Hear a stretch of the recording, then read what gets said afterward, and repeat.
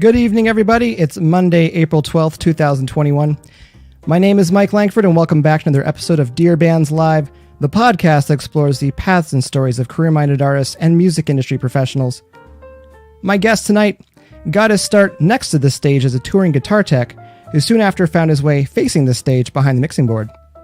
Approaching 30 years as a live sound engineer, he's mixed a ton of rock and metal bands, including Nevermore, Opeth, Poison the Well, April Wine, and Michael Schenker.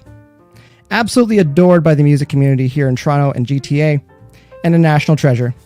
Please welcome my guest tonight, front of house, live sound engineer, and yes, guitar tech, Jake Disman. Jake. How are you? Pretty good. How you doing?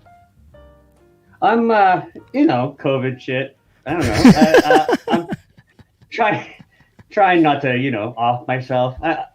Sorry. Yeah. It's tough times right now. We're on year 2 of this. That's for sure. Just trying to set up some streaming stuff right now, just because with a partner of mine, Metal Stream Guy.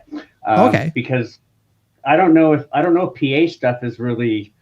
I don't know what's going on, right? So I don't know if I've got a job. I don't know. I mean, it's been so long since I've done my job now. What do I do?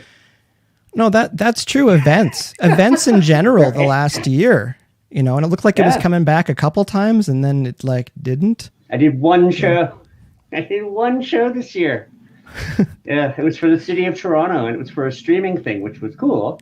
But then we got shut down again.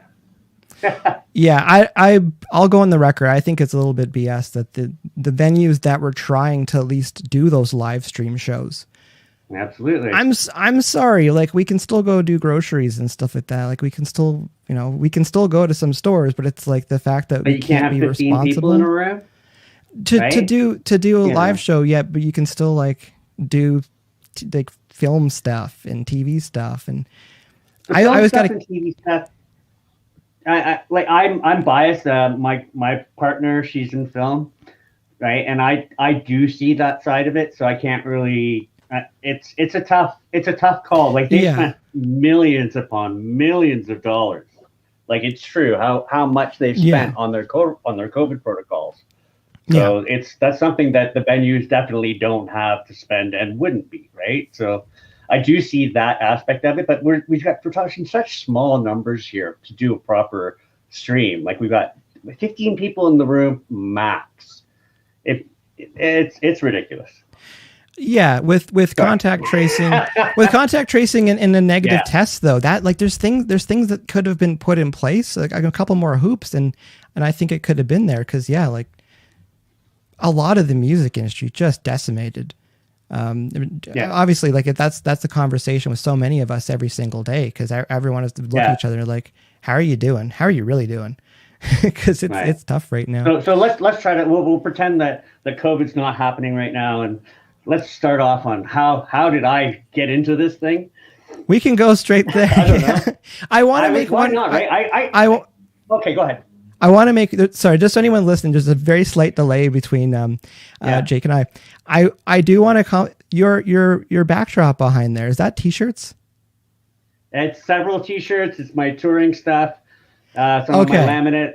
I thought I'd make it a little interesting to look at. Appreciate it. No, it's neat because it's just seeing some stuff behind you. You got a favorite tour laminate there? It could be. Probably it's Nevermore. This was Nevermore in Brazil, and Brazil. Yeah. Yeah. Yeah. And we all kind of had a bit of a reputation, so everybody had their own little thing put personally on the back of their laminate, and I got mine last, and because they saved the best for last, I guess. This is. Sorry, I probably should have deleted that or blacked that out, but that was the tour manager's phone number. So that's one of my favorite ones. And that was just a tour. I mean, what I remember of that was absolutely great. There's not much of it, but I came back with these two really awesome tattoos. I got both of my arms have little Brazilian flags in the blade handles in the hilt. Done in Brazil? That's yeah, cool. last day of the tour too. I got them both in at the same time. Unlike this, you've got these guys in these full tat bodysuits, right? And you come by, and the only English word they know that they can say to me is "trooper." So I'm getting tattooed by both the master and apprentice at the same time, and I'm laughing away because it's like phase cancellation. I swear to God, it was canceling out. When one guy would stop, it would hurt. When they were both going, it didn't hurt at all. I'm telling you, 180 degrees out of phase. My nerve system. So what you're recommending, if you want to get one tattoo, you might as well get two. Well, unless you're in phase, and then it would double the pain. Fuck that. That's true. That's true. That's true. Audio. I guess I'm just naturally out of phase. That would make sense for most of my life, actually. How do you end up in Brazil? How did just get a call one day? It's like, hey, we're going to Brazil. Want to come? Or Yeah. Well, kind of. I'd already been out with them with Opeth. Okay. Right? And I lived, which was amazing because that wasn't guaranteed. And well, I'm just wondering, is the Alligator Alley story better, or is the one where I died? Well, anyways, so we did this whole tour with Opeth, and it was amazing, right? We were on the same bus and everything, and Nevermore was on their best album, in my opinion, which was Dead Heart in a Dead World, and Opeth was on their best album, in my opinion, which was Blackwater Park. And it was also Opeth's first North American tour, right? So it was some awesome shit and I just literally came home from Cryptopsy, Candiria, Poison the Well, and Origin, right? So I just got home. I'm like at the Reverb doing this show, and the promoter had gotten that tour and this tour to collide. So all of a sudden I'm doing sound for all of these guys, and they go, "Oh, by the way, you're leaving on this bus with us tonight." And I'm like, "Oh, okay." I didn't though, because I promised my daughter. No, see, this is the thing. I'm like, you're not going to make a liar out of me to my daughter, because I promised my 3-year-old daughter at the time that I was going to come home for at least a day. I hung out with her the Sunday, and then they flew me over to I don't know, northern New York. Anyways, northern New York State. One of the ones that burns, Tonawanda, Cheektowaga. I don't know. Anyways, it was. They flew me over there the next day. It cost them like a ridiculous amount of money. But Steve Joe, the A&R guy for Century Media, we hit it off. He loved the sound that I got for Cryptopsy, because Cryptopsy is a difficult band to mix. They're very involved. It's really, really technical. You have to get right into the nitty gritty of it, or there's no fucking point. Because if every single one of their notes isn't heard, there's no point in doing it for them, because they're literally playing jazz at 320 BPM. So it's got to be audible. So every little part has to be audible, because it's there for a fucking reason, right? So it's got to be heard. And that's how I got the Cryptopsy tour, because I was the first guy that had ever made them sound like something that wasn't mush. So then you get. But I started off. Sorry. No, you just saying you got flown to New York, and then you're on your way to Brazil. Oh yeah. So then no, because this was later.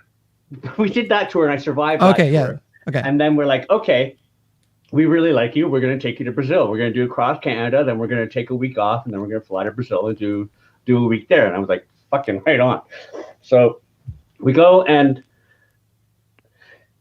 we get to Brazil, and it's like literally you're landing in São Paulo, Brazil, and you're like with one of the biggest metal bands in Brazil at the time. Like their sales right at Century Media were through the roof.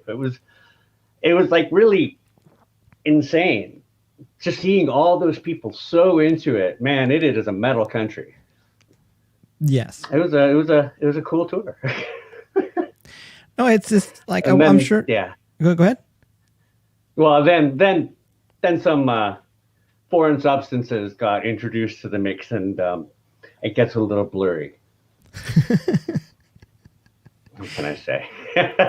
I was gonna say, like, I'm sure we'll cycle back to this later, but it's funny how like in music especially, sometimes you just get these calls or these emails, or you cross paths with somebody, and all of a sudden like things just change. You know, the idea like you're working. Yeah. So this is exactly. I mean, I was about to take off, and then some idiot decides to fly a plane into the fucking into World Trade Center, and boom, touring's done. 5 years. Nobody's fucking touring. That's like no medium-sized bands were touring. Right. So it took a while to get that back on. So this is the second time I've gone through complete fucking crash of the industry. That's a good point. Cause like I wasn't touring around the early 2000s. Right. And so I didn't realize that like, there's that much of an impact with touring bands. Cause like the local stuff was still kind of doing stuff. States, P1s all changed. All the entire system of how Canadians went into the US really changed completely. The bands had to like it changed. Everything changed. Everything completely changed. Because there's hoops to go through to get your P2 visas and like everything. And but then like I talked to people in the 70s, like, oh, we just threw our gear in the back of the van and just drove across. Had a good one. Absolutely. That's how I got across with Michael Schenker the first time. Just threw me on the bus and hoped I made it through. Absolutely. I'm telling you, man. Different times. It's like Michael Schenker. Michael Schenker was the first one was only 7 years ago. Right. So they threw me over. It wasn't, like we didn't know if I was going to get across or not. Right. But turns out that I hate to say it like this, but it's actually true. They didn't even look twice at me. The only person they looked at was the person of color. I've experienced that sometimes. So yeah, but this guy is like born in America, has a valid passport, blah, blah, blah, has a, work permits to go into Canada, all this shit, and they still fucking bother him. Me, he's just some Canadian that's with us for the ride. Yeah, no problem. Yep, it's all good. Telling you, man, it was fucked up. I've traveled with someone of color that has U.S. citizenship, and they've got hassled at the border. Yeah, and I just thought that was crazy. But that was like years ago. I remember thinking like that's interesting that like even with the U.S. citizenship. Yeah. When I was with Cryptopsy and Candiria, that first big metal tour in the U.S., metal crossover hardcore, like the singer for Candiria, he didn't go out when we were in Little Rock. He stayed at the venue, Little Rock, Arkansas. Some of the Arizona places. He didn't. It wasn't like one of those. Hey, I'm in a band, blah blah blah. I'm from New York. It's like, no, man, people are going to fucking shoot me. Well, I'm going to stay in tonight, guys. No, that's a real talk thing though, because like when, like, and I would say from personal experiences, like sometimes you tour with people and they don't understand what the world looks like through your eyes at times. Yeah. And, stuff happens, unfortunately, and you can be in the wrong place at the wrong time. And that's why, like, when I'm touring, like, I'm mindful of where and when I will wander off by myself. And again, not to go super deep into this stuff, but like bands feel it. Like in Detroit, if you're doing, what's that big one in Detroit? The one with the stupidly huge stage. It's like 9 feet off the ground. Harpos. Oh my God. You do not walk around that neighborhood after sundown. It's just, and they tell you that at the venue. The first time we play Harpos with Cryptopsy, the guy took $50 US from us to watch our camper. He came back in with the cops a little bit later. He handed us back the $50. He said, "Sorry, I have to go right now. I'm not going to be able to watch the rest of your stuff." We're like, "Oh, what's happening?" He's like, "I'm being taken away for attempted murder." I said, "See you later." That's just, fuck. Okay. The most scared I ever was on tour. I wouldn't leave the hotel in Sao Paulo at night. In Sao Paulo, there's no fucking way. And Little Rock, Arkansas, that place was fucking rough.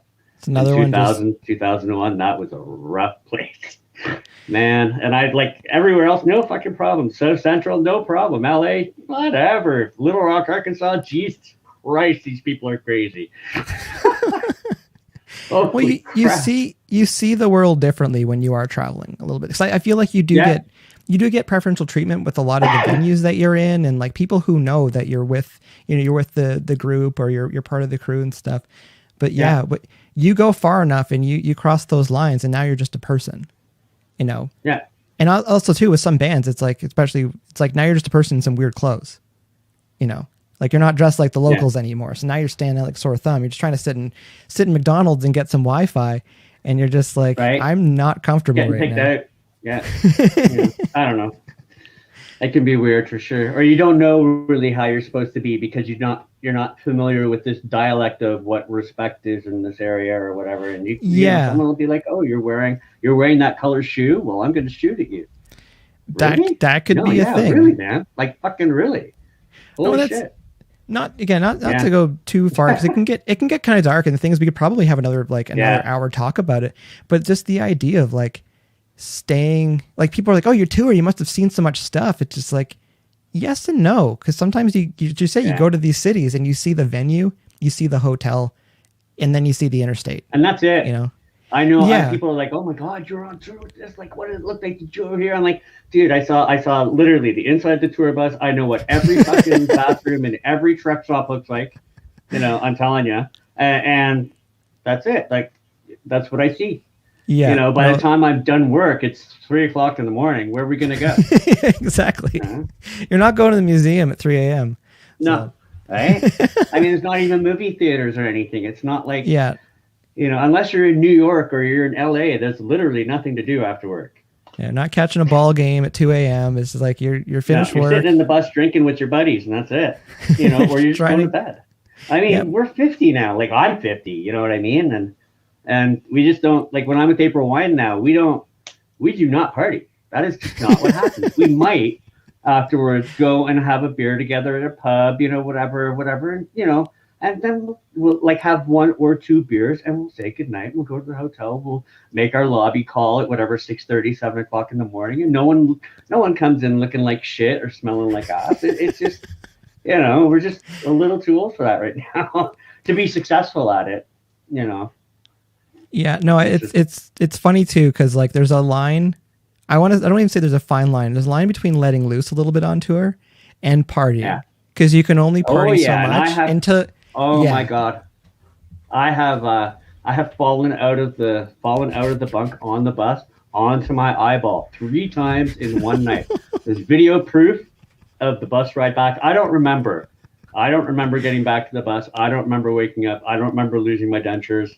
It was a night. It was definitely a night, and that was a night off for us. Actually, I was pissed off because we couldn't come across back into Canada for the gig that we were supposed to do. Because the singer of the band had to get a cortisone shot in his throat. Like he was that sick. He was just like the rest of the tour was in peril. So we didn't cross the board. There was no point. In trying to do that show and end the tour early, you know, or just take that show off and the next day off and then fucking go back and do the last 15 or whatever. Yeah, just take the rest. Yeah, it's pretty hardcore. This was about starting, right? Okay. Yeah, so you can go there. I started off as a guitarist. Okay, so I was playing in bands when I was 15, 16 years old. I was playing at Lee's Palace. Absolutely. I opened up with a bunch of fucking goofs there in like 1986, stuff like that. I just played in punk bands and stuff like that. And all I could remember was every sound guy was such a dick. It's like just, I became a sound guy because I thought all sound guys were just the biggest pillars of nutsacks in the world. There was absolutely nothing redeeming about these jerks, and they weren't even that good. They was like, okay, yeah, there was a couple of good sound guys. Like the guy at Lee's Palace at the time was pretty good and stuff like that. But don't assume we're just pieces of shit because we're young kids coming in to play a gig. We just brought 400 people into your room, man. Why you treat me like shit? Because we're in a punk band? Fuck you. You know, so... I was a sound guy. I mean, I really only gave a lot of shit to people when nobody came.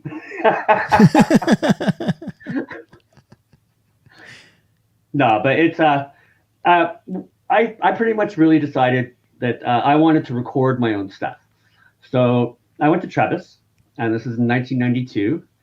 I ended up graduating the school, top of the school. I got summa cum laude. They had this big thing and gave me a check, and I went to Europe, and it was fun. It was cool. That's cool. And then for the next year, I couldn't find a fucking job for the life of me. I swear to God, I was at every little studio trying to find someplace, you know, because I learned how to do recording engineering. That was what my thing was, and I'd already was business partners with one of my old teachers for Sounds Like Hell Productions. So we had some studio stuff going on, but it wasn't enough to I had to, you know, I didn't want to work and be on welfare at the same time. It was not enough to feed me. So I you know, started seeing, well, maybe I could do some live shows just to fill it in a little bit. Oh man, I'm gonna hate this though. It's all so loud and all these fucking blah blah blah blah blah. And I did my first live show and I absolutely loved it. Just loved it. And I just figured it was like I knew that I could do what those guys were doing without being a jerk about it. Right? To anybody. Like there was really no reason until someone gives you a reason, and then there's every reason. but But until someone gives you a reason, you should just assume, like the sound guy trope of grumpy fucking sound guy. Okay, I'll admit there was a decade where I wasn't really happy to see people. But other than that, I've tried to be a nice sound guy just for the sake of being a nice sound guy to avoid the trope. But, it doesn't always work. I want to ask, I got two questions from that. Do you remember the lineup from the first show that you mixed? Remember the bands? No, but I remember the lineup from the first. I remember the first two shows that happened when I started working at the Cabana Room. I had worked maybe 4 live shows ever when I was looking for some place to actually hang my hat for a bit or be a sub to fill in for some shows here and there. So I met James Paul at Sneaky D's, and he said, "Oh, you want to mix, eh?" Ben was on stage. He goes, "All right, mix." I'm like, "Oh, okay." I'm the guy that's like, "Okay." So I did. And he was like, "Here, you should call the guy Sean at the Cabana Room, and I'm sure he needs a sub every now and then." And he was going on tour right away. So okay. I started like 2 days later, and the very first show I ever did was the Blue Jackets Required, which is the Humber Senior Jazz Band. And there's like 17 of them in this room where the stage is about the size of, well, big or small? My living room. Okay. Okay. So the stage, the horn section didn't stand on stage. Neither did the orchestral section. They didn't. And I swear to God, I was sitting there going, I must be having a fucking stroke, because every time somebody came up to me and fucking would ask me something, my brain kept saying, no fucking way. But I kept hearing my mouth saying, no problem. And I'm like, what is going on here? So I'm like, well, I might as well fucking do it now, right? And I'm like, okay, at the end of this show, I'm like, holy shit, if I could fucking survive that, at the end of the show, I got a tip from the guy. And he's like, you were excellent. I'm going to request that you're here every time we're here from now on. I'm like, that's great. I'm like, I can fucking do whatever the hell. I'm the guy, man. I come in the next day and it was the Rio Status Christmas party, 26 bands. I was going to ask. I was going to ask because there's some certain Toronto shows that had a reputation for having a lot of bands. Is 26 bands the maximum amount of bands you've dealt with? Oh, well, the Rio Statics thing wasn't actual bands. It was people from 26 bands going up and partying, doing various combo things. Okay. So it wasn't really 26 bands. It wasn't like a fucking supernova or something. Right? Jesus fucking Christ. For anyone in Toronto GTA. Did I say that enough? For anyone in Toronto GTA, you would recognize those shows. So those shows went on for a while with tons of bands selling tickets. All right. I'm going to get to one of the stories now that I know some people want to hear. Why don't I like that song? Don't fill anybody in yet. Okay. So there was a supernova where there was 14 bands. 13 of them were recorded. Now, as a sound guy, there were certain times, when there was a door that was pretty close to the soundboard, and if there was something I didn't like, I'd go for a cigarette, I wouldn't do that if I was recording sets of the bands, because I was like, if I'm recording the bands, they're paying me extra to do it. The least I can fucking do is sit here and make sure nothing happens to it. 5 of the 13 bands played Killing in the Name. 5 of them played in a row. Every time it got worse.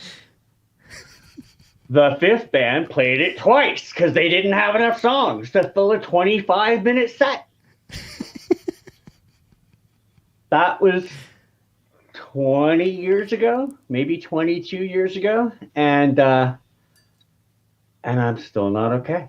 And I've heard it 18 million times since, and I'm just not. It never makes me happy to hear that intro. Let me tell you. Like I have thrown off my headphones and walked out of the room more times than not. When I hear that, I'm out of there. Fuck you. Especially when there's bands like, oh my God, there's been a band. I'm gonna say it, Tequila Mockingbird. These fucking assholes. Absolutely. The guy, like, I love the guy's dad. He's one of those rich guys that throws money around and thinks everybody likes him because he pays for everything, right? Whatever. So his son's a real fucking dick. And he starts playing. So I walk out of the fucking room. It was their first song. I haven't even heard his fucking vocals yet. I said, don't play it. You know I don't like it. They used to finish their set with it. I'm like, hey, guys, please. Could you possibly not? I like you guys. I want to keep liking you guys. Can you not play this? Yeah. So it's yeah, I know exactly. Everybody's got some song, as somebody was just pointing out. Everybody's got some song for sure. Every sound guy has a song or a band, you know, like for a lot of people, it's like, you know, there's no Eagles song that they'll fucking listen to, or other people it's Skinner, whatever. But, you know, or like, I like the thing, you know, like if you play Stairway to Heaven, you better be a Led Zeppelin tribute that has, you know, like serious vocalist or whatever, or I'm just going to laugh at you. Like physically stand there in the sound booth, and I'm like literally the only person in the room that's lit up. And if I'm pointing at you and laughing, it's probably because you're playing, you know, Stairway to Heaven, and you shouldn't. I try not to do that though. I just gotta say, if you hear I'm getting rowdy. If you hear the same song 5 times, are you not like wandering around like, where's the camera? Am I on TV right now? Like, is this real life? Like, what's going on? I already hated the song by then, right? So like so many bands have already been playing it. But the day that it was 5 in a row, that was too much for me. That was the day I snapped. That's understandable. That's a lot, because there's definitely that was too much. That's for sure. My first tour actually happened when I was working at the Cathedral and doing some shows at the Reverb, and I met a guy named Jay Englishman with his band. He came in. And we just got along. We got along like fucking gangfire. And so all of a sudden, like they're leaving on tour in 2 days from now. And Jay tells everybody, oh, I'm bringing a guitar tech. And I find out that, okay, so I'm like out getting fucking wasted, like seriously fucking wasted. I'm in a booze can until 6:30 in the fucking morning. I get home at 7 o'clock in the morning. I get a phone call. Hey, Jake, we decided we're going to put everything into the van today and do a dry run of a hall. And I'm like, yeah, all right, pick me up. I came in and I smelled like fucking Barney Gumble must fucking smell like, right? Let out this big, huge burp, and Lonnie Knapp, oh, bless him. I thought he was going to puke. Like, I almost made him puke. And he was just like, Jesus Christ. And he just called me Barney from then on. But we get along, like, and it was great. I was on that tour as a guitar tech. Like, I had literally never done it before. I'd only ever been a sound guy. I played guitar my whole, since I was like, 10, 12, whatever. I started playing guitar pretty early. I'd never actually done a guitar tech. But so the headliner for that tour was Edwin. The guy who came, he was the singer from I, Mother Earth.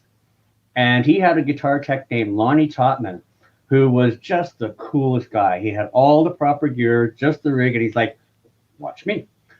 I would love to. I actually came up to him. I said, hi, I have no idea what I'm doing. Can I watch you? He goes, absolutely. and then after a couple of days where I'm just like, cool, can you, he's like, you can use anything in my tool rack anytime. So I just took over his tool rack during Jay's sets. It was really gracious of him to do that, to let me use all of his tools, let me use their batteries. It really showed me how to possibly do that, and really taught me that I probably didn't want a guitar tech again. But hey, look at what I do now. I'm a guitar tech for April Wine. Actually, I just sold a guitar for Miles today. A Black Beauty Gibson. I think I saw that pop up on Facebook. Yeah, I sold it, and I actually got the money today. And Miles is like, "You're not going to sell it Monday." I'm like, "My buddy's going to do it." Besides, once he found, either way. Why do you think Jay Englishman brought you out as a guitar tech? Personality. We got along. He knew that I'm a knew he liked my sound. He really, really enjoyed my sound. He really enjoyed talking to me about the technical processes of the signal paths of what was going on, and we could communicate on that level. He actually became he's pretty well known as a sound guy now. Like, I actually would like to think that some of it came, from showing him this is the order of doing stuff and blah blah blah as a sound guy, and we worked really well together. And he had a record deal and everything was going great, and then his personality killed the deal. Absolutely. Nobody wanted to work with him. I was like the only person he'd listen to, and then he stopped listening to me. Well, it's tough. It's a tough path, because there's always reasons why things take a turn. As far as we went over getting into live sound. You were at the known here in Toronto as the Big Bop with Cathedral and Reverb. How long were you there for? I was there for 13 years. I was there from it was 2 years after Dominic bought it until it closed. So Dominic and partners. So it was 5 owners of the Big Bop complex. So that was kind of home for a long time. That was 13 years. Absolutely. I was whenever I was on tour, Dom held my spot for me at home. My schedule was my schedule from the day I came back if I wanted it. And that was instrumental for me to give me some sort of security in a job that has no security at all. That's true. And it also let everybody else know, holy crap, Dom's a very loyal person. And he's got this guy that's touring with Cryptopsy, Opeth, Michael Schenker. He knows that it brings prestige to the club. Michael Schenker sound guy is doing our sound tonight. That's something to some people, Most people don't give a fuck, but some people think it's kind of cool. No, it does mean a lot, because like I remember growing up, like playing the Cathedral and playing the Reverb and stuff like that, and like you were there, like you crossed paths. Yeah, that's how we met. Yeah, crossed paths many times. I probably yelled at you. I don't think you yelled. I don't think you yelled at us. But I do, like, one of my memories is people me yelling at someone. Yes, to put it lightly. But I remember people were kind of like moshing and doing stuff in front of because you had the board and then you had the cage around it. And I remember they kind of like the crowd in front like pushed back and hit the cage, and you had your CD recorder in there, and it like made it skip or like kick out or whatever. Did. And again, that's an extra few dollars to record the set, and just like you could see the fire. Because you're just like, really, people, one job. There's a cage around this. Like, what else do we need? And like you let loose on the people in front. And I felt for you too, because it's just one of those things. Because it's like the recorder just has to record, and CDs are finicky. It just has to not get hit by people. Yeah, just don't run into all this stuff, and don't hit the area that's not supposed to. It looks like it's not supposed to get hit. Yeah, right? Like if you pour your drink on the board, it's gonna stop working. Yeah, no, I was just gonna say it's like etiquette. If someone falls down in the pit, you pick them up. Also, don't hit front of house. Don't hit the board or anything. Yeah, because where it was at the Cathedral. Don't fuck with the monitors. That too. Don't step on the monitors.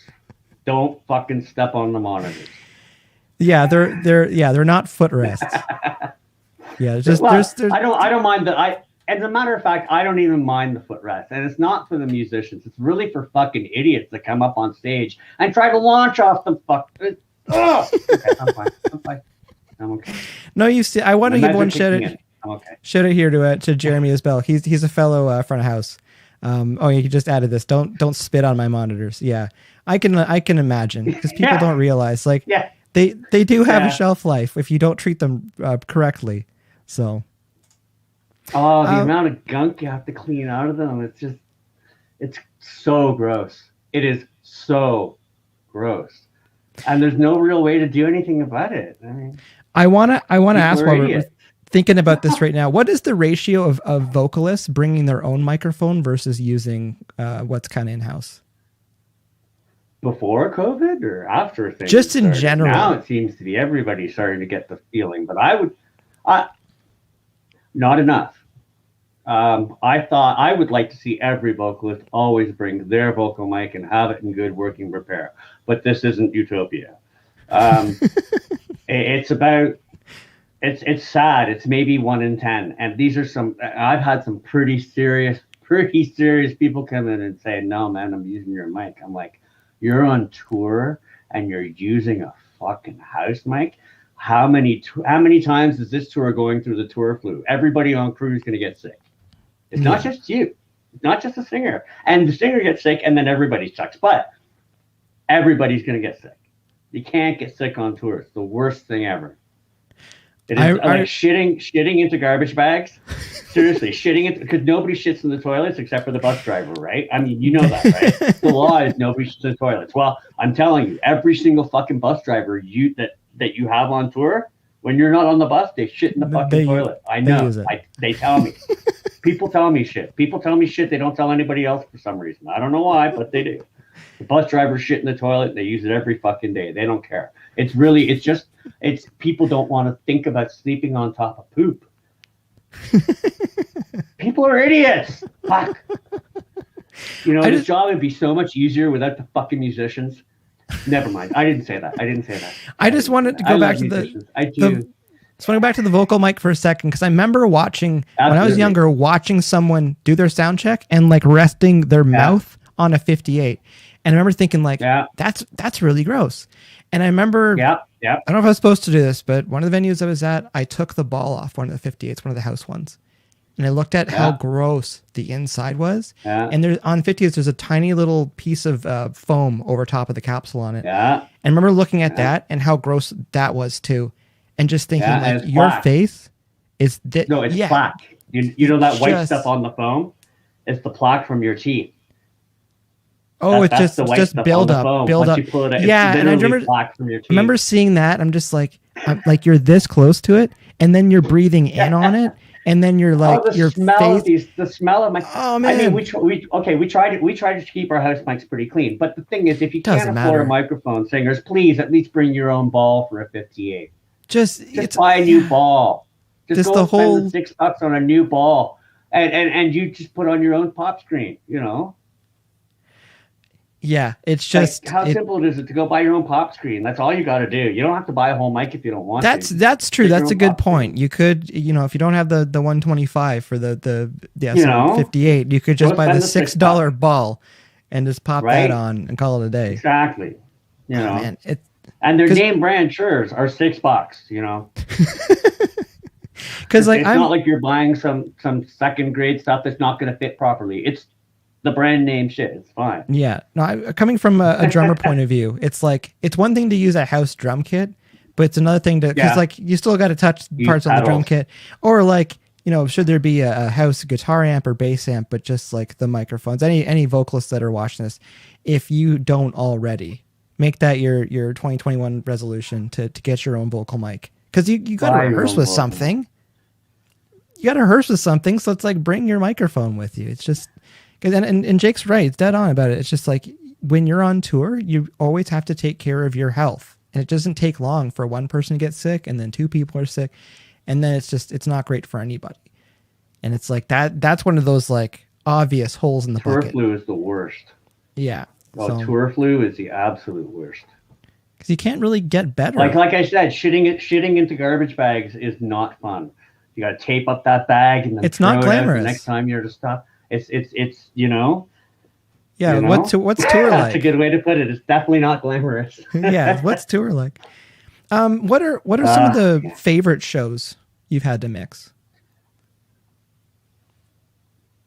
Oh, I don't know. There's like just moments where you're just like, this is awesome. An early one. Amazing shows. And the Mumble Ducks. The Mumble Ducks are like they were the Mumble Ducks. They got it because two of them were in class together. One of them was in class or whatever, and the teacher's like, "Speak up or don't be a mumble duck. You're always a mumble duck." And so they named their band the Mumble Ducks. They were from Newmarket. Fantastic, just absolutely great band. And it was like one of those cabana room finds. This room in Toronto, King and Spadina, and it held 85 people max, right? And that's where I cut my teeth. And there was some just them, the Killjoys, like some of the bands that came through were just, it's unbelievable, the talent that came through there. I don't know. It's hard to pick up any specific shows. There was a show on tour with Opeth and Nevermore. It's funny because I fell asleep and they were looking for me. So I forgot to tell anyone I was going to take a nap on the bus, and like it's 5 minutes to when Opeth is starting, and Jesus fucking Christ. Hey, Dash. Duncan, how you doing?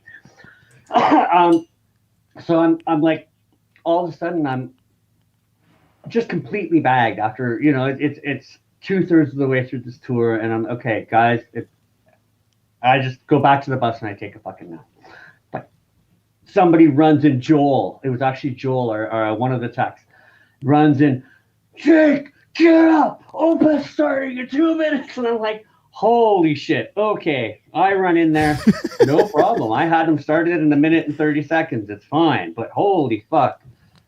That was and then that show was one of the best sounding shows of the tour. Was just, they played great. We felt great. The room was just ringing properly. It was, everything came together really nicely. And I was just, trying to wake up the whole set. I'm like, holy shit, I'm still like cobwebs, but man, this is awesome. Yeah. Sorry, go ahead. No, go ahead. No. I forgot what I was going to say. Go ahead. Oh, I was just going to say, like, I find a lot of the time we have these moments where we realize we're good at what we do. Like, it's one thing to feel like you're good at what you do. It's nothing to like, you know what, I'm good at what I do. Was there a band or a show where you're listening, you're working on it, and be it one of those bands where like, I'm making them sound better than they are, or like, I'm doing this band justice right now. But like, was there a moment I think just like, I think every band I've been on tour with, nearly every single day, I'm like, every day I'm getting better on that tour as well. Like, so we've started off at a really good place, and then just, a weekend you just get grooving, and it's just like, holy crap, every day you're getting just another little something out of it. And it's incredible, that just the knowing that there's something more to get out of it every day too. Right. That, and for circumstances like with Michael Schenker, the first 2 tours, we weren't carrying a soundboard. So I would have to learn the soundboard every day. Every day there's something new, right? I mean, I'd walk into an SI series, right? Or one day I'd be walking into an SI series, but we've got the guest guitarist is fucking what's his face from Metallica? It was what's his the Hammett? The really short guy. Kurt Hammett. Yeah. He was nicest guy. Kurt, really, really nice guy. Kirk Hammett. I said Hanneman, Slayer. Never mind. So and just amazing player. But I did that on a Soundcraft SI series, and that's just like, I think I have a Tandy recorder that is a little more useful than that SI. Anyways, but then the next day I'm on a VI6, and I'm like, oh my god, I'm trying to take the board back to my bunk so I can make sweet love this is mine. I brought this. Right, and it's every day having to go through that same process of, okay, I know what works in my head and what I need to hear. So every day I would get that reference, that the 1 or 2 songs that I could tune any fucking room to, because I know how those 2 or 3 songs are supposed to sound. What are your songs? I know sound guys that go and they do it with their voice. It depends on what tour I'm on and what band I'm with. I look for a lot of times at least one of the songs will be a Peter Gabriel song, because the production on that is usually just so fantastic that you're getting a lot of full range stuff. Yeah. For some of my bottom end tests, it depends on if I'm using what type of bass. If like if they're using a distorted bass, then I'll use one band. If they're using a clean sounding bass, I'll use Special Ed and the Musically Challenged. Like there's I have wide variety of songs that I have as reference, but they're always different depending on who I go out with. Right. It's funny enough, actually, that Special Ed and the Musically Challenged I bring up because I think I drove the guys from Cryptopsy completely fucking crazy with Mama and Me. Don't, whatever that song was. But they heard it every day and they're just like, oh my fucking God, because it does not sound like Cryptopsy, let me tell you. But the bass frequencies that I needed to get were perfect in that song for his kick drum. And considering Cryptopsy 90%, I hate to say it, is really Flo's feet and hands. That's Cryptopsy. It's Flo. No, I hate to say it. Yes, they're great. Yes, the whole band is great. Yes, everybody is amazing and unbelievable. But Flo Monnier is like, I don't know what planet he's from, but it's not here. and to be with something like that and have to, so like you're working with like some of the highest technical bands you can imagine of, and you don't know what the PA is going to be when you walk into the room, and you have to consistently deliver every night. You get to have an okay night or two. I've almost been fired on okay nights. I'm not kidding. Musicians are fickle people. Well, no, definitely emotional about it. I there's a couple of things I wanted to bring up. One of the tours I was on, we were doing some arenas, like some small arenas, and the headliner, the front of house, they were playing Sledgehammer, Peter Gabriel, as one of like they're bringing it, like just hearing and I always thought it just sounded amazing because it's a big rig, it's a big system, and I was always thinking about that because with like I'm more on the recording side, and people. Yeah. Again, I'm gonna get in trouble for saying this, but like people freak out a lot about like acoustic treatments in their studios and stuff. I'm like, I don't know, put some stuff on you trust on your speakers and listen and see how much you need to work on. Cause like and I direct Mike so much that it really doesn't fucking matter. Well, when you're just listening, like all my sounds are just so incidental, so close. I don't care about the sixth reflection. I really don't. Yeah, and so it's just one of those things. I mean? And coming from live has done that. Because I was the most anal fucking sound guy. Like when I was just engineering in studio, I was like, Mr. Let's fucking build a Helmholtz resonator for this. Yeah, like, oh my God, shut the fuck up, man. Like, well, this is I wrote a software program designing audio for rooms, just designing the rooms based on like you could go use this type of IKEA couch, and it would, be a compendium for brands of furniture and what's available and what frequencies your room is trying to get out and what you're looking for in terms of, oh, you need a chair? Well, here, this is a chair that blocks out these frequencies or accents these frequencies.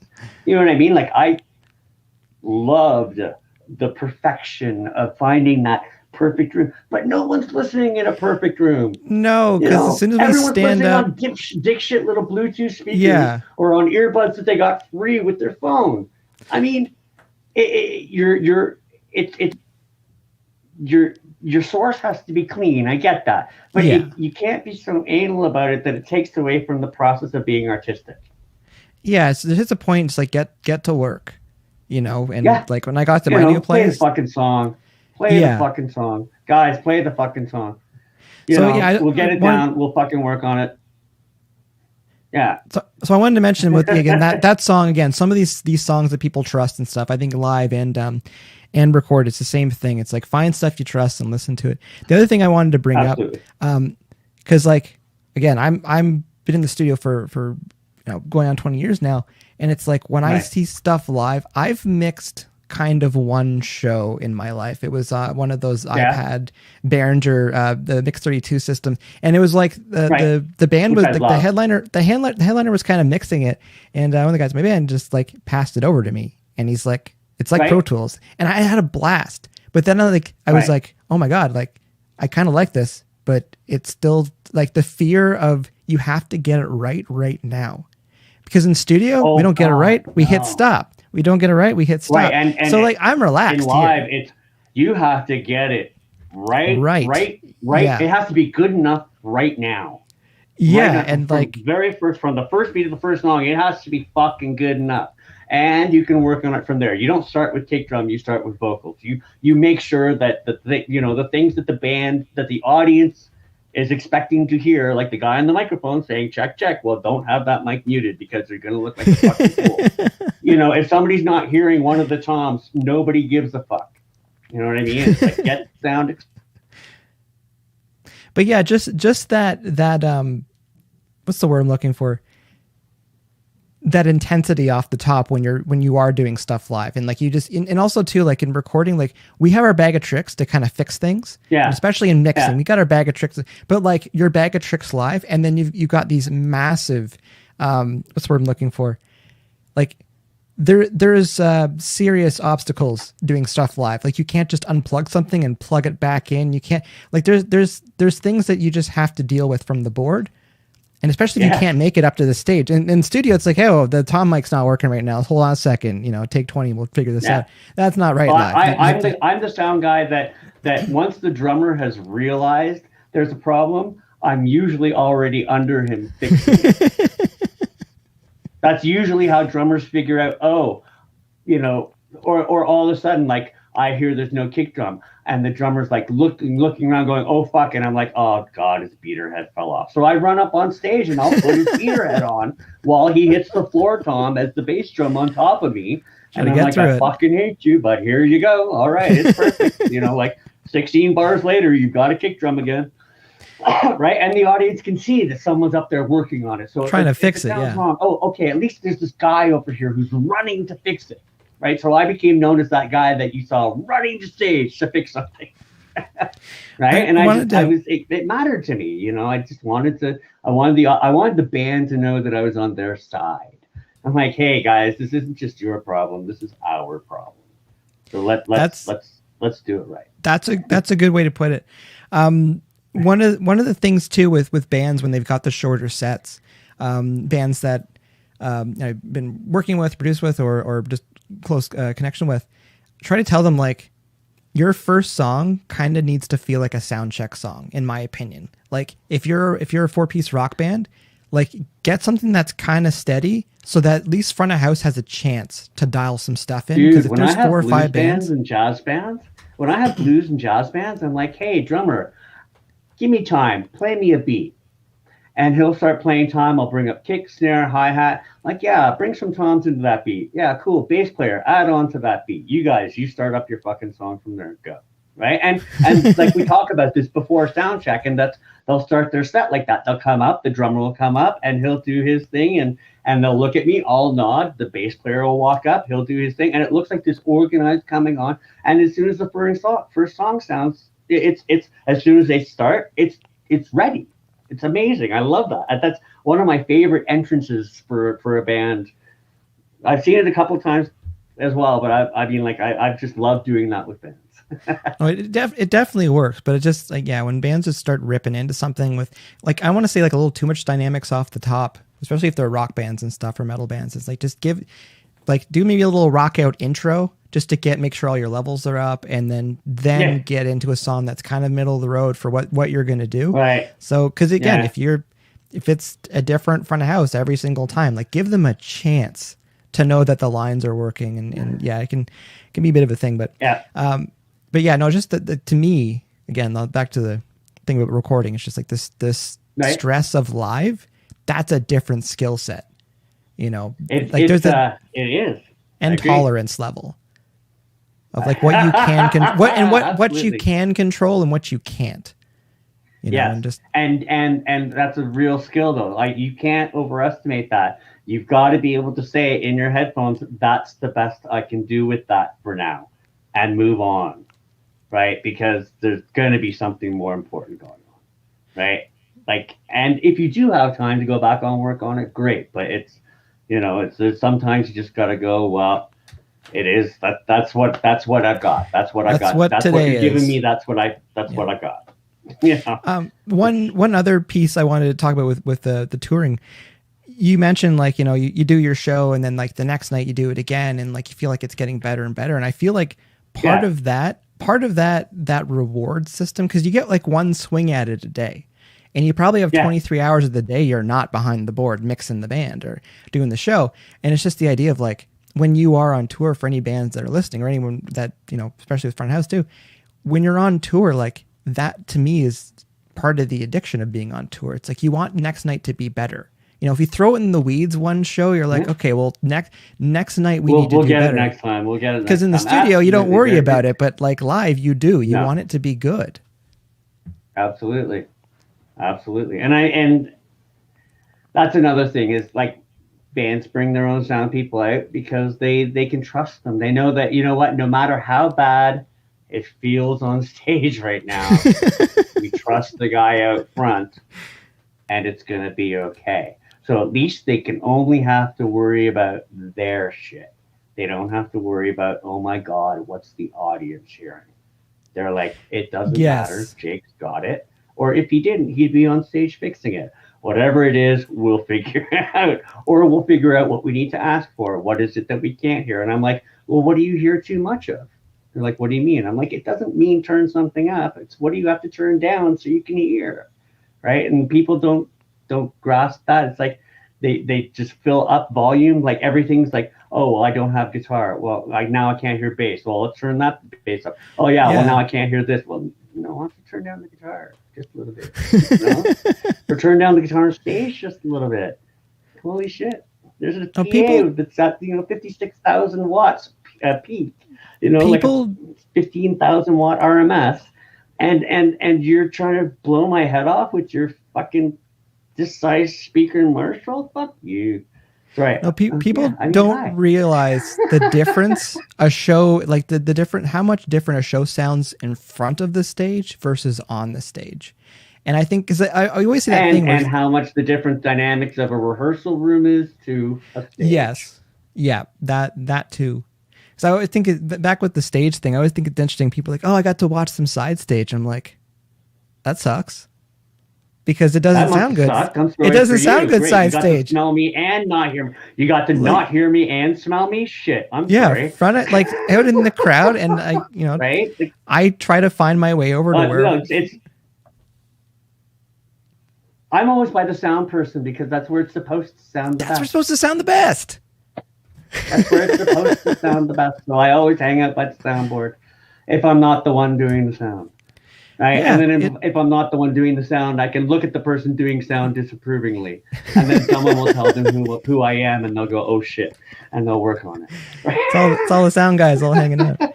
No, it's just. I have intimidated sound guys before. It's horrible. I haven't meant to. I haven't. I want to be clear about that. I haven't meant to.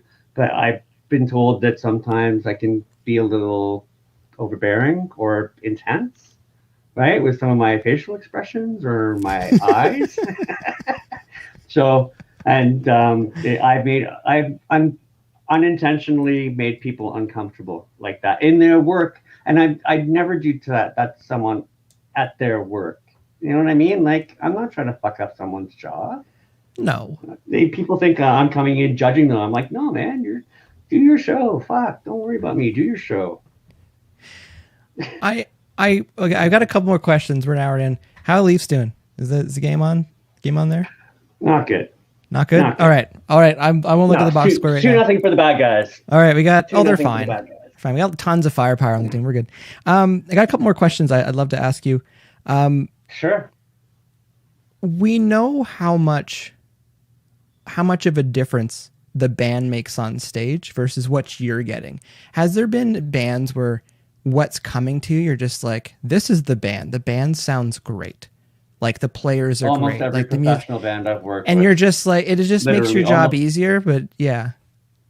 Absolutely. I mean, like you've got someone coming in like Tracy Guns or something, and you know, they're like, okay, well, I'm not going to make it to sound check. And you're like, Tracy, don't worry about it. A, we've worked together before. But second of all, you're professional. I know you're not going to come in here and try to blow off a club's, you know, I know you know the difference between a club and an arena and this and that because you've been doing this your whole life. You're professionals.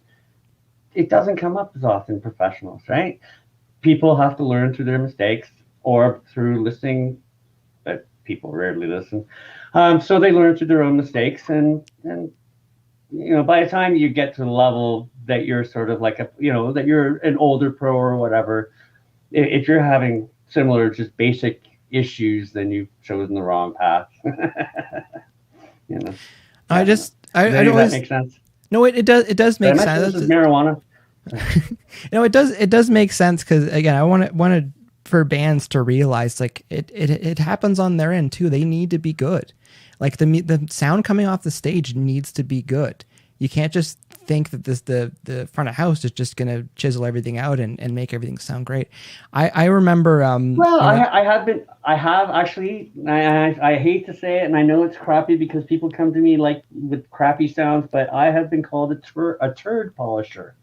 Oh, I'm not doubting that. Many a turd. Not doubting that. It is. Did you know it's actually possible to polish a turd? I did. I remember that. Like an actual piece of poop. Yeah. Oh, you saw it in Mythbusters? I did saw the Mythbusters. Yeah. Absolutely. Lion poop works the best. Sorry. But yeah, no, it's just the idea of just like we were just talking about like just the quality of musicianship off stage and just bands that just think that, you know, the front of house can just fix everything. And where I was going with that too, it's like I remember being on tour once and everyone was using the same drum kit. And I remember hearing my drums and thinking, oh my God, my drums sound like garbage. They sound really bad. Right. Instead of realizing that you hit your drums properly, so they sound different. That was how the you address thing. The drum. That was like a guitarist, because like I try to tell a guitarist, it's like you can have a guitarist. I picked up Michael Schenker's guitars. Did I sound like Michael Schenker when I played his guitar? I did not. And the reason is because I don't have Michael Schenker's fingers. I don't have his soul. I don't have his brain, his heart. I don't. Especially how you play the guitar is more important than what you put it through. It really is. There's a lot in the hands. If you got that shit down, then it doesn't matter what you play through. It will sound good. Well, just to quickly finish that story, I remember we did our set, and I remember I sat down and was playing, and I'm like, nope, it still sounds good here. And then I started kind of questioning what was going on in front of house, because like it sounded like cardboard boxes and like not good. Right. And then after we were done, the guy that was doing front of house, he's just like, you just made me thank God somebody hit those drums. Well, he's just like, you made me just realize that like it wasn't me, because like like, he thought it sounded good and stuff, and I'm just like, I don't know. To people as well, I'm like, thank God your band came on, because I thought the PA was broken. Because you're just like wondering what's going on. I'm like, what the fuck is going? Like, have I lost my mind? Is something broken? Is my brain broken? Because that, is a reasonable question. Yeah. But I just, like, to have 3 or 4 bands in a row just question your existence as being, and then to have that one band that comes on, it's like, oh my God, thank you. You've just showed me that I do belong behind the board. It doesn't matter that I've been doing it for 27 years. These people before nearly killed me. Yes. First 4 bands really took away my will to live. I will go on the record saying that that's another reason why I try to fight to use my drums, because I know what I sound like on my drums. Because I feel like when I play other people's drum kits, I feel like I'm lost because it just doesn't feel right. It's like using someone else's instrument. So I'm not saying it's just magical drummer syndrome. It's just like you playing your own instrument can have a big impact. Absolutely, but if you're in a position where you're an opening band and you demand you have to get through it. You have to learn, and that's how you learn to be a better drummer too, as well. It's in case something happens, even when you got your best situation where you've got your own gear and it's all set up for you something's gonna go wrong at some point. If you can't deal with adversity, then fuck you. You're a pro. Act like one. That's not to say that's kind of how paid to do this. Yeah, no, I'm not saying that's kind of how good you are when you've got to perform in less than ideal circumstances, right? And keep your head. Nearly anyone can have any good band, any decent band can have a good show on a great PA or a good room or whatever. But when you make a band that put them in a room that literally can't make it anything like. There's this place in Tampa called the Brass. Oh, what was it called? Oh my God. Anyway, I drank it out of my system. I quit drinking, but before I did, I drank it out of my system. This bar in Tampa where the stage was the size of a post stamp.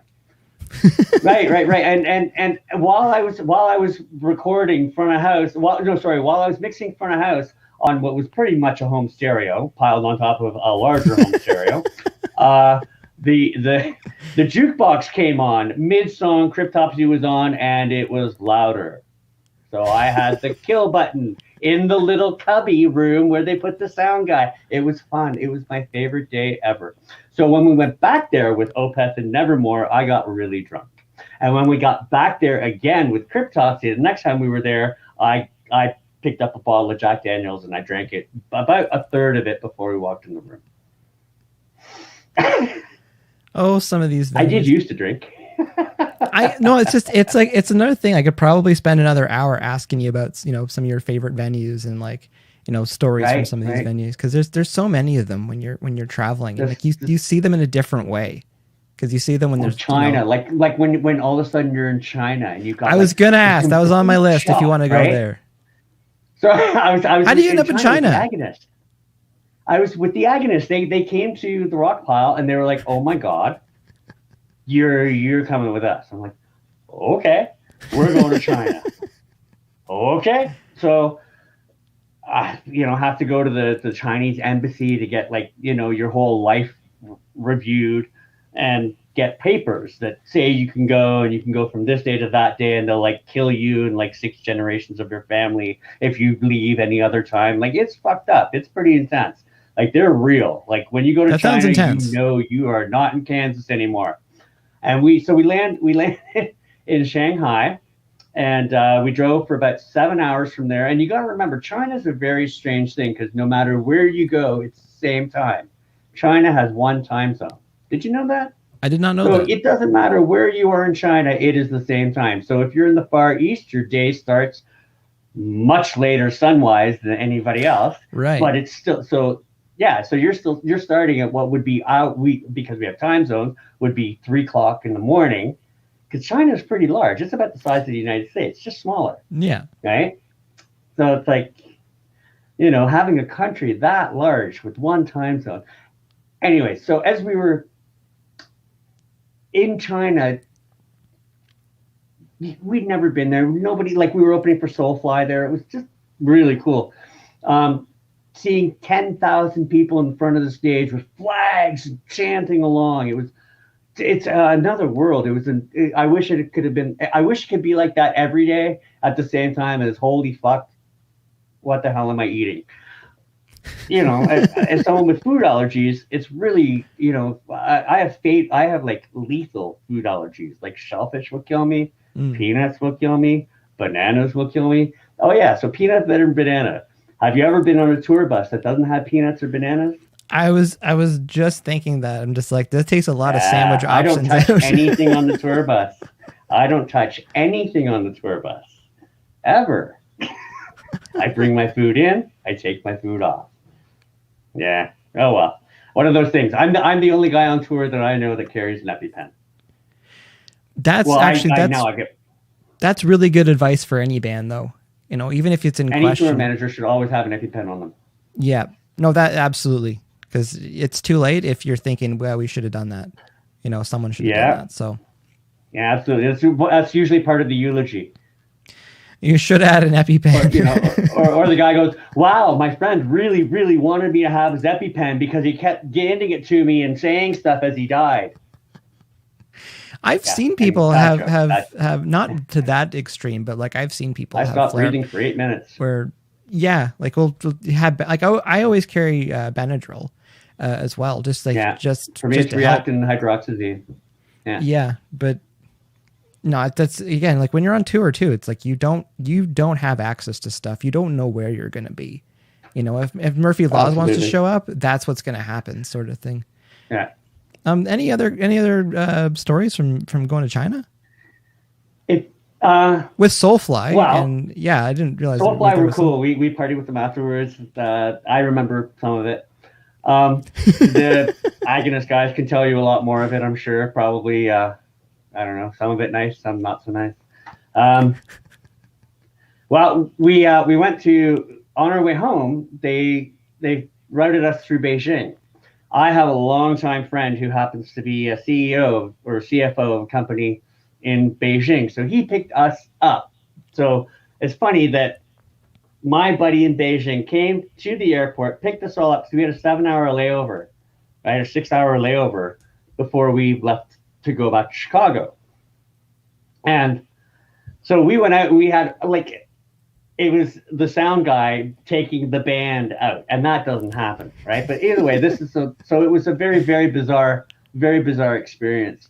The other part of that was once we got we left Beijing at 6 a.m. on Tuesday, October 4th. We landed in Chicago at 6 a.m. Tuesday, October 4th. We saw the sunrise for the same day twice. And let me tell you, that shit messes you up. That messes you up when you cross that international date line on the way back and see the sunrise twice in the same day.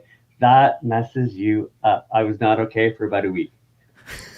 Like, it just screws with your reality. It's not even timing. It's not jet lag. It's not jet lag. What the fuck is real anymore?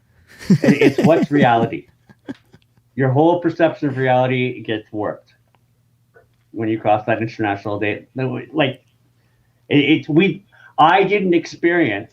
I personally did not experience October 2nd, 2010. Myself and the band members, neither of us lived through the day of October 2nd. It did not exist for us, but we did and can quantifiably prove that we both lived 48 hours worth of October 4th. Math. Isn't that fun to think about? I was a chemical engineer. In school. I went to engineering before I dropped out of that, being all suicidal and decided I wanted to stay in music. But I went to chemical engineering. I was actually good at math and stuff. Math is good. Math is one of those double-edged swords because it's not fun, but at the same time it can answer a lot of questions about certain things. So absolutely, Leafs caught up one goal at least. They've got it. They've got it. They're already planning the parade. Yeah, if you ask me. Austin Matthews has got 32 goals already. Unbelievable. There's another list of questions I could ask. I can come back sometime if you'd like.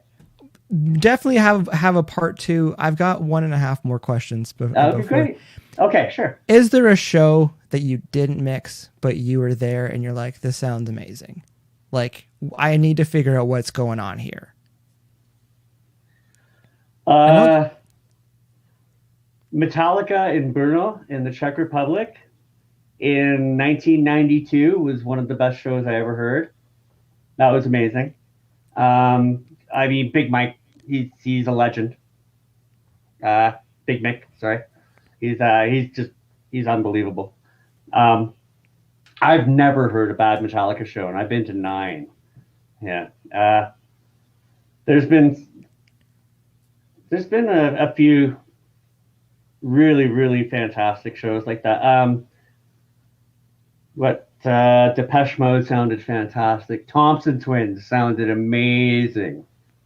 You know what I mean? Like, and stuff people wouldn't expect me to like too. You know what I mean? Like, I don't know. Parachute Club was one of the best sounding shows I ever went to. That was at the Forum at Ontario Place before they took down parking lot. And, tore down the Paradise and put up a parking lot.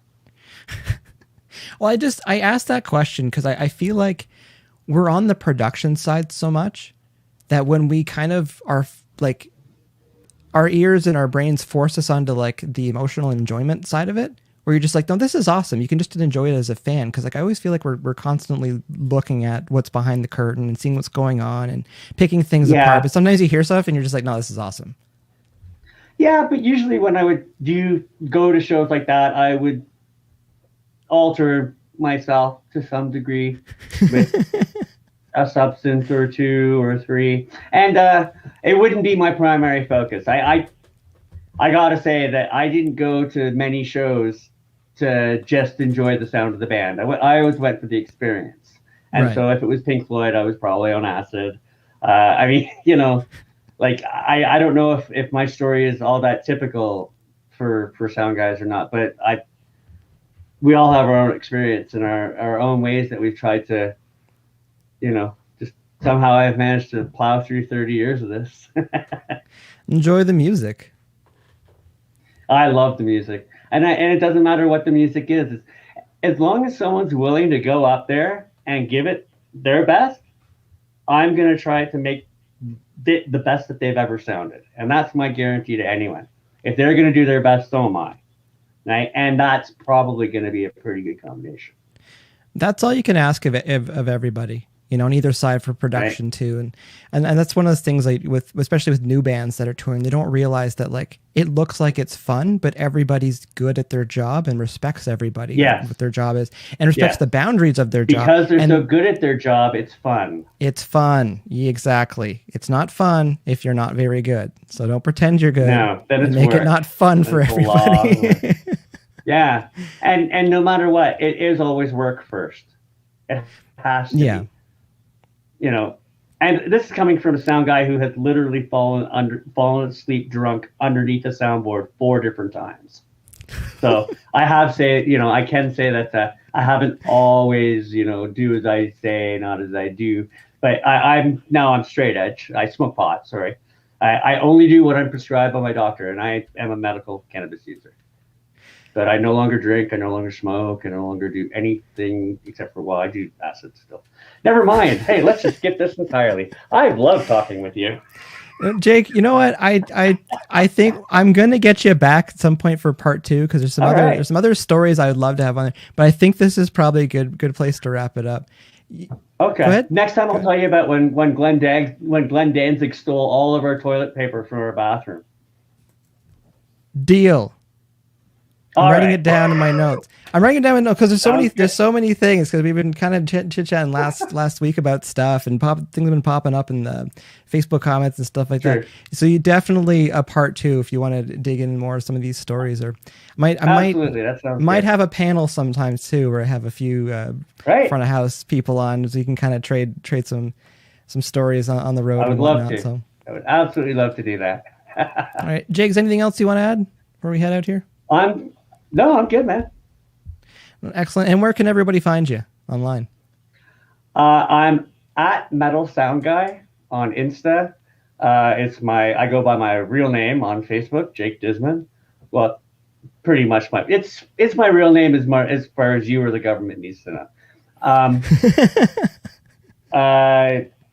I'm not telling you my handle on Reddit because I post really fucking weird shit. No, that's good. We're good. We're good there. All right, sounds good. Jake, thanks again so much for joining. Thanks for everybody, just hold tight there. Thanks again everyone who's taken part in the chat today. Any questions that are in there we didn't get to, we will go and answer them later. Thanks again. Our guest tonight, live sound engineer, Jake Disman. Once again, my name is Mike Langford. This has been DearBands Live. That is our time tonight. Thanks for watching.